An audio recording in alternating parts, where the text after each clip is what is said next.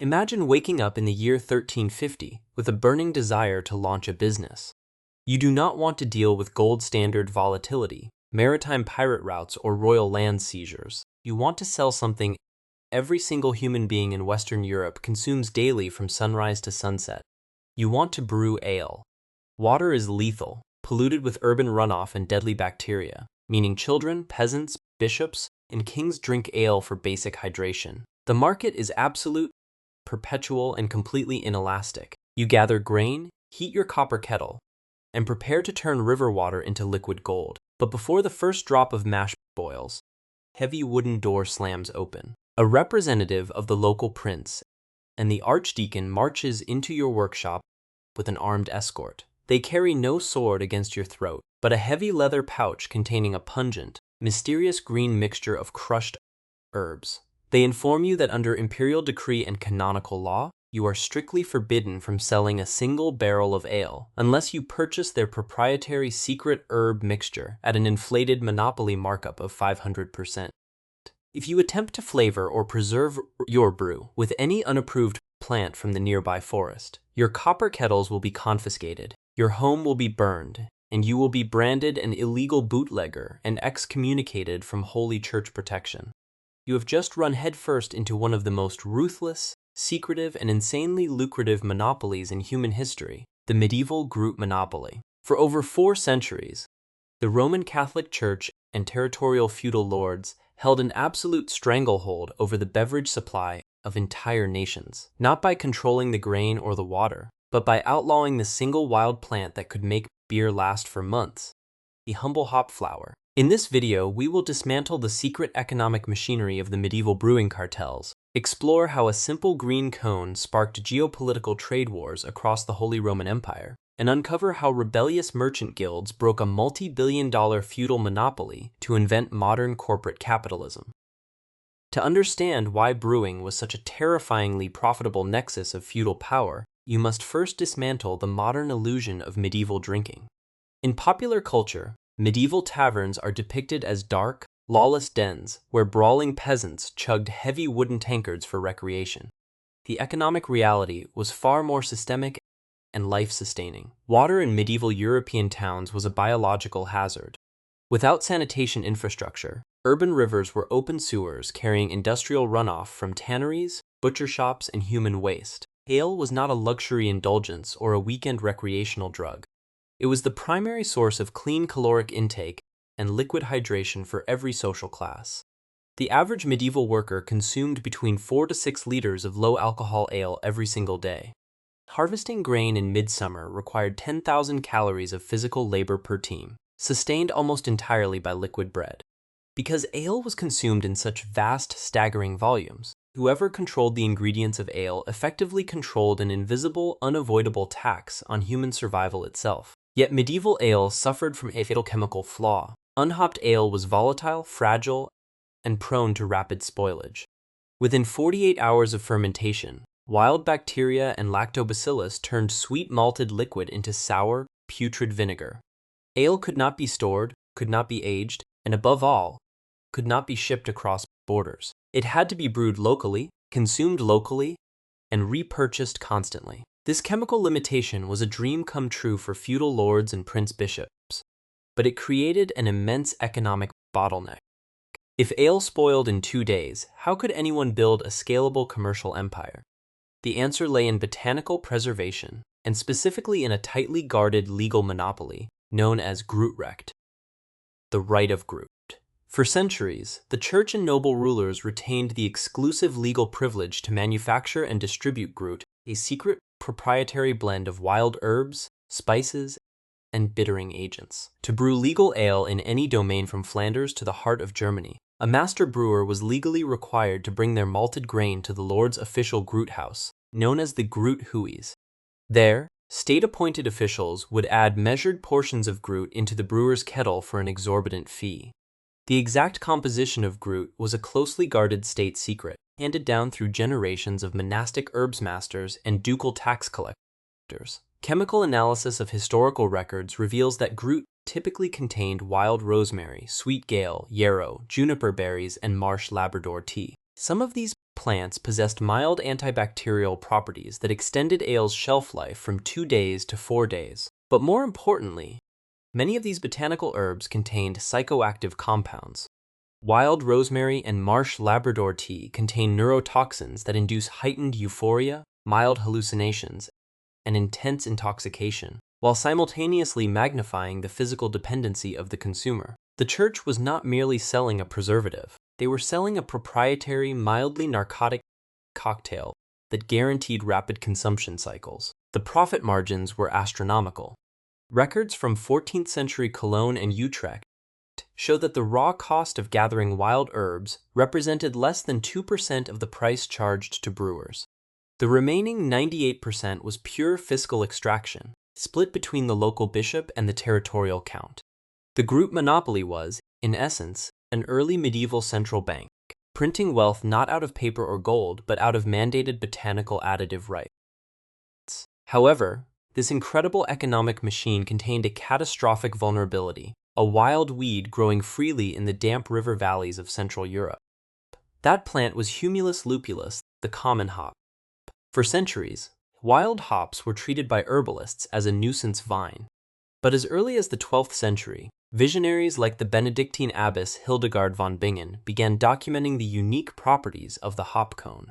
When boiled with malted grain, hops did something that no blend of Gruit herbs could ever achieve. Hops contained alpha acids that completely neutralized spoilage bacteria, stabilizing beer for months, even years. Furthermore, hops acted as a natural clarifying agent, producing a crisp, clean, bitter beverage that was vastly superior in taste and shelf life to the heavy, sickly sweet Gruit ales. But from the perspective of the feudal ruling class, hops were an existential threat to state security. If a brewer could simply walk into the forest, harvest wild hop cones for free, and brew beer that stayed fresh for 6 months, the entire multi-billion-dollar Gruit tax architecture would collapse overnight. The revenue that built cathedrals, financed crusades, and paid off royal debts would vanish into thin air. Thus, feudal lords responded to the rise of hops not with market competition, but with ruthless legal suppression. Across the Holy Roman Empire, decrees were issued declaring the use of hops in brewing illegal, blasphemously corrupt, and punishable by severe fines, asset forfeiture, and bodily mutilation. In regions controlled by powerful prince-bishops, hops were denounced from the pulpit as an unholy weed that clouded the soul and destroyed public morality, while Gruit was framed as a sanctified divine gift ordained by God for human nourishment. Now, put yourself in the shoes of a merchant in a coastal northern town like Hamburg or Lübeck in the year 1370. You are surrounded by powerful feudal estates that demand massive Gruit fees every time you boil a barrel. You realize that if you continue operating under the feudal Gruit system, your business will forever remain a small, low-margin local shop. But if you secretly switch to hops, you unlock a terrifying competitive advantage. With hopped beer, your product does not spoil after 48 hours. You can roll wooden barrels onto seagoing merchant ships, cross the treacherous Baltic and North Seas, and sell clean, crisp beer to consumers hundreds of miles away. In cities where local Gruit ale has turned to vinegar, you can undercut every traditional brewer on price, while delivering a product that lasts for half a year. But to pull this off, you must outmaneuver an empire's legal system. The story of how rebellious northern merchants organized into clandestine supply chains, bypassed imperial blockades, and weaponized international maritime law to break the church's Gruit monopoly is a masterclass in economic warfare. The first major loophole exploited by these ambitious brewers was territorial jurisdiction. While prince-bishops held absolute authority inside cathedral cities, their legal writs often ended at the municipal boundary walls of free imperial cities. Merchants in coastal northern Germany formed the Hanseatic League, a commercial alliance of self-governing merchant towns that recognized no feudal lord except the Holy Roman Emperor himself, who was often too distant and broke to enforce localized Gruit laws. Hanseatic merchants began cultivating massive private hop plantations in lands outside episcopal control. In cities like Hamburg, brewing transformed overnight from a domestic household chore into a heavy industrial assembly line. Giant specialized brew houses were erected along canal networks, featuring massive brass kettles fed by automated water wheels and timber supply lines. By substituting outlawed Gruit with cheap, high-efficiency domestic hops, Hamburg brewers reduced their ingredient overhead by up to 80% while dramatically increasing production scale. The financial results were staggering. By the late 14th century, Hamburg boasted over 500 commercial hop breweries, exporting over 100,000 barrels of hopped beer annually across northern Europe. This was no longer local ale. This was the world's first globalized liquid commodity. When Hanseatic ships laden with dark, heavily hopped beer arrived in the ports of Amsterdam, London, and Bruges, they triggered a consumer revolution. European drinkers rapidly abandoned sour, expensive, narcotic Gruit ale in favor of imported German hopped beer, known colloquially as Dutch or Hanseatic beer. Local Gruit brewers in Holland and Flanders found themselves facing complete financial ruin as imported hopped beer captured up to 70% of urban market share within a single decade. Panicked by the loss of tax revenue, feudal rulers attempted to stem the tide through aggressive trade protectionism. In Flanders and Holland, counts banned the import of foreign hopped beer and placed heavy armed guards at city gates to seize Hanseatic cargo. But the economic law of arbitrage proved unstoppable. Smugglers transported hopped beer under cover of darkness along inland waterways, disguising barrels as timber, grain, or wine. The price differential was simply too massive to police. A barrel of imported hopped beer cost half the price of locally taxed Gruit ale and lasted 5 times longer. Recognizing that total prohibition was failing, clever municipal governments in the Low Countries executed a radical strategic pivot. Instead of fighting the hop revolution, they decided to co-opt it. City councils in Amsterdam, Haarlem, and Gouda began granting local brewers legal dispensations to use hops, provided the brewers paid a new municipal import tax on raw hop flowers. To protect their local industries, these cities systematically dismantled the old feudal Gruit institutions, buying out the bishop's hereditary Gruit rights through massive lump-sum cash payouts funded by merchant bonds. By replacing an oppressive, secretive feudal monopoly with a flexible, low-rate municipal excise tax on hops, cities created a massive new revenue stream that directly funded urban expansion, civic infrastructure, and mercenary armies. As the Gruit monopoly collapsed across northern Europe, the geopolitical balance of power shifted dramatically from southern ecclesiastical centers to northern maritime republics. The vast revenues that once flowed into cathedral treasury vaults were now filling the coffers of merchant corporations and urban burgomasters. But the economic transition was far from smooth. The transition from Gruit to hops unleashed a wave of industrial disruption, labor unrest, and corporate consolidation that reshaped European society from the ground up. In the early medieval era, brewing was primarily a female-dominated domestic industry. Women known as alewives brewed small batches of Gruit ale in their kitchens to supplement family income, selling surplus barrels to neighbors. But the hop revolution completely erased the traditional alewife from the economic landscape. Because hopped beer required massive upfront capital investments in giant copper cauldrons, dedicated hop kilns, warehouse storage, and long-distance shipping networks, domestic home brewing was rapidly outcompeted by capitalized corporate guilds. Female brewers, lacking access to merchant credit lines and formal guild membership, were systematically forced out of the market. The term alewife was weaponized through propaganda, framing independent female brewers as dishonest, dirty, or associated with dark herbal witchcraft, an ideological smear campaign designed to consolidate market share into the hands of male-dominated guild cartels. While corporate guilds in the north were growing unimaginably wealthy on hop exports, the rulers of southern Europe, particularly in Bavaria and Austria, watched with growing terror. In the early 16th century, southern German princes faced a dual crisis. On one hand, foreign hopped beer from northern Hanseatic cities was flooding their markets, draining gold reserves northward. On the other hand, local rogue brewers in the south, desperate to compete with cheap imports without paying expensive local herb taxes, began experimenting with dangerous adulterants. To mimic the bitter flavor and intoxicating kick of hops and Gruit, corrupt southern brewers began lacing their ale with toxic additives including henbane, nightshade, soot, chalk, and even sawdust. The public health crisis reached a breaking point as dozens of citizens died from toxic brew batches, threatening public order and urban stability. Enter Duke Wilhelm IV of Bavaria. In April 1516, at an assembly of estates in Ingolstadt, Duke Wilhelm issued a legal decree that would become the most famous food purity regulation in world history, the Bavarian Reinheitsgebot, or the Beer Purity Law. On the surface, the Reinheitsgebot was framed as a noble consumer protection act. The law strictly mandated that only 3 ingredients could ever be used to brew beer: water, barley, and hops. Yeast was omitted only because microorganisms had not yet been discovered by science.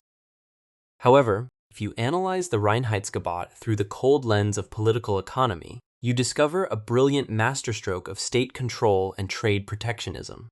By legally mandating hops as the exclusive compulsory bittering agent in all beer, Duke Wilhelm IV dealt a final lethal blow to the remnant Catholic Gruit monopoly in Bavaria. The church could no longer force brewers to buy expensive Gruit herb packages. Simultaneously, by explicitly outlawing wheat and rye in brewing, the Duke preserved those precious grains exclusively for bread baking, preventing catastrophic famines that routinely sparked peasant rebellions. But most importantly, the ducal family of Bavaria held a complete monopoly on the domestic production and taxation of hops within their territory. By making hops mandatory by law, the Duke replaced the church's ancient Gruit tax with a state hop tax, funneling immense wealth directly into the royal treasury. The Reinheitsgebot was not just a purity law. It was a state-enforced corporate takeover that standardized product quality, eliminated foreign competitors, and guaranteed steady tax revenues for the Bavarian state for centuries to come. By the mid-16th century, the humble hop cone had completely conquered Western Europe. The Gruit monopoly was dead, erased so thoroughly from economic history that modern beer drinkers barely know the word ever existed. But the destruction of Gruit was not merely a change in beverage flavor. It was the fundamental spark that ignited modern commercial infrastructure. The requirement to store and transport hopped beer over long distances birthed modern warehousing, standardized barrel cooperage, industrial quality control, and international bill of lading maritime insurance. The massive capital requirements of large-scale hop brewing accelerated the development of joint stock merchant partnerships and municipal banking houses in Amsterdam and London. Without the hop revolution, the maritime trade empires of the Dutch and British East India Companies would have lacked the crucial economic template of mass commodity production and long-distance supply chain logistics. Every time you open a cold, crisp beer today, you are partaking in a liquid monument to the northern merchant guilds, who fought a centuries-long war against feudal cartels, weaponized botanical chemistry against oppressive taxation, and turned a wild forbidden weed into a multi-billion-dollar global industry. Yet, as we look back on the epic rise and fall of the Gruit monopoly, a deeper historical paradox emerges. The church and feudal lords believed that by locking down the secret formula for Gruit, they had built an unshakable financial fortress that would extract wealth from the population forever. They relied on legal prohibitions, religious decrees, and violent enforcement to preserve their cash cow. But they fundamentally misunderstood the nature of economic evolution. They assumed that because people had always consumed Gruit ale, no alternative could ever replace it. They failed to realize that when a monopoly artificially inflates prices and restricts quality for too long, it creates an irresistible incentive for innovation to emerge from the margins. The wild hop flower was growing in plain sight along riverbanks for thousands of years, ignored by state tax collectors who viewed it as a worthless weed. But to enterprising merchants operating outside imperial jurisdiction, that worthless weed represented absolute freedom. It was a chemical key that unlocked scale, shelf life, and international trade. The story of beer is ultimately not about alcohol or taverns. It is a story about the unstoppable power of market incentives to bypass artificial state barriers. When systemic cartels attempt to turn basic human necessities into captive revenue streams, human ingenuity will always find its way to the wild edges of the system, discover a forbidden hop flower, and build a brand new world.